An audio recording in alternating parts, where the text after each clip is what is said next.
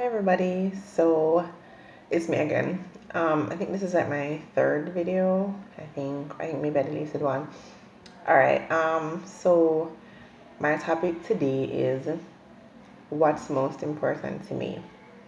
Um and as you can probably tell by now, like I don't do like evangelistic videos, like I don't not that's not important to me, but what I normally do, what I normally talk about, the people I am aiming at are really those who are already saved, are already walking with Christ, but sometimes for me need a word of encouragement or need to just kind of look at some things and kind of take a stock of where they are.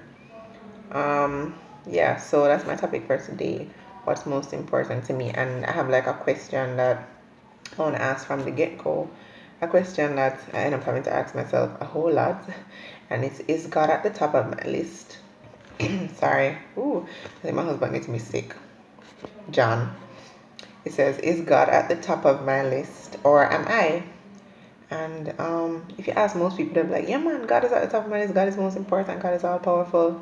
But then when you really ask yourself, like when you're not answering somebody and you don't have to give the correct answer, and you actually ask yourself, like, at like 1 o'clock in the morning when you're up and staring at the ceiling, and you ask yourself, is God really at the top of my list of priorities or am I at the top of my list? And then you kind of have to be honest with yourself. Sometimes the answer is not the one that you should give in public, right? Right. So that was kind of my topic for today because as I say, it's something that I end up dealing with a lot. Um because somebody's saved doesn't mean that they don't have moments where they end up forgetting, well, not forgetting because you always know that God is sovereign and supreme, but like our flesh literally kind of wants to take over and you reach the point where you're kind of putting yourself at the top, and that's where a lot of sins start out, putting yourself and or other things or other people at the top of your list. And I say other things and other people because sometimes there are people who are very humble who it's not about them, like they really do care about others more than themselves, but then they end up putting other things or other people before God. For example, even the word says it. Paul says, I wish that all of you could stay like I am, unmarried, because the married woman has to worry about a husband, but the single woman really can focus on God. And it is true, especially for marriages. It's very difficult sometimes. There have been times where I've read something in the word and I've decided that, this needs to change, that needs to change. And it's like, I wonder if John is gonna still, find me attractive if I do this or if I stop doing this. And I've done that to John, where John has literally tried to take a stand, and I literally have made him feel guilty for not taking my side. um, yeah, so that having somebody else in place of God is also as bad as having yourself in place of God. And so I want to look at that today.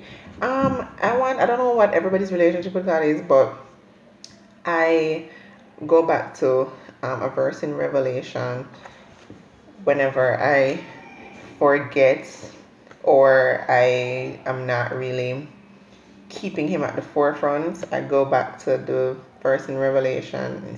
It's chapter 4, I think, somewhere from 8 to 11, where it says, the elders cast their crowns before the throne and cry, yours is the glory, all the honor, and all the power. For by you were all things made, and for your glory were all things made.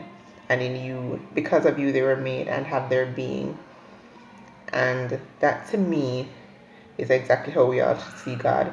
The way the elders cast on their crowns. Now they have golden crowns. That's what makes them so brilliant. They're the elders with the crowns.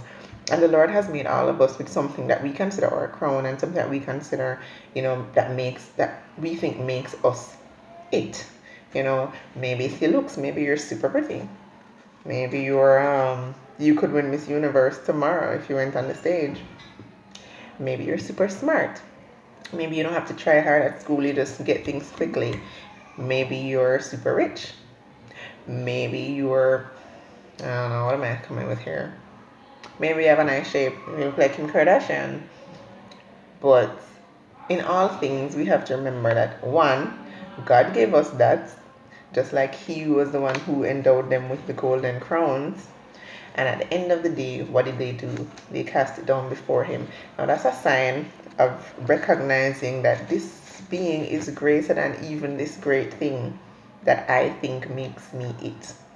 You know, here on earth we have to really do that. We have to realize when we're getting so caught up in that crown, and put it down before him and say, you know what, this might be pretty, this might be smart, this might make me, you know, the envy of everybody, this might make me look good, but at the end of the day, you are greater. You are greater than this. You are greater than anything I could have had, even if I were a combination of all of those. If I had the best body,